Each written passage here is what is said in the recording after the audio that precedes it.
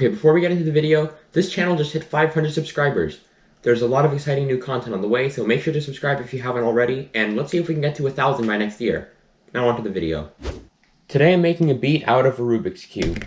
More specifically, out of these Rubik's Cubes, and maybe a couple others, but these are the ones I'll mainly be using. I'm using a Gigaminx as the kick drum, this giant gear cube as a snare or clap, this 2x2 as a hi-hat, and this gear ball as just another percussion instrument. So the first thing I did was recorded the Gigaminx on the floor as the bass drum, and used that sample to play out a rhythm on the GarageBand keyboard.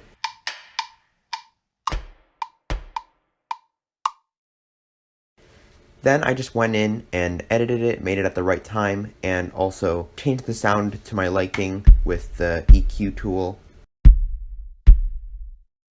I did the same thing with the giant gear cube as the snare drum, put it into GarageBand, and edited the sound to make it sound more like a snare sound.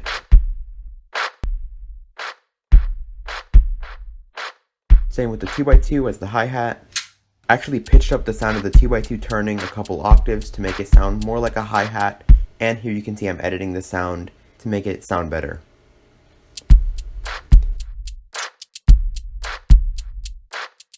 And of course I repeated the process with the gear ball as well. So far it sounds something like this.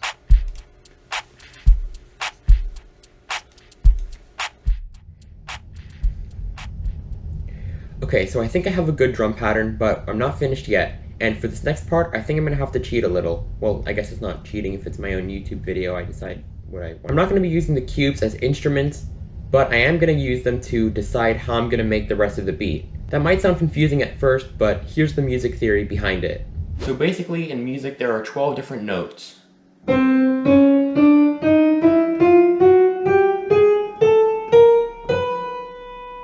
And the one above that is just the lower one, just an octave higher. So in total, there are 12 notes. And to keep it simple, let's assume we're staying in a major key. That means there are 12 different keys the song can be in.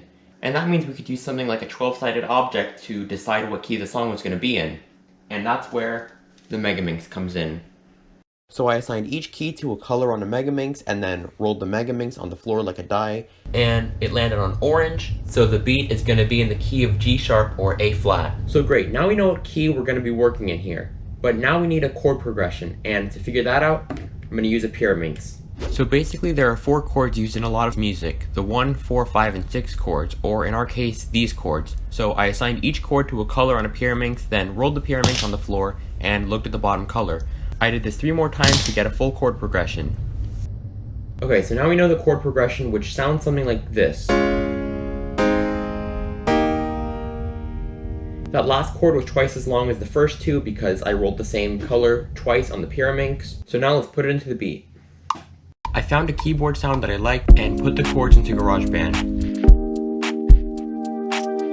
Then I looked for more sounds to layer on top of that one.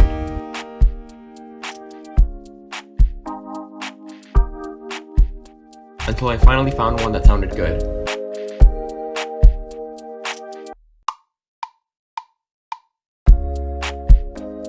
Then I added an 808 type bass and played around with the sound.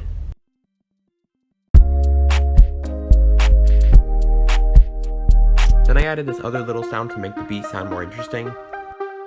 And here's the finished product.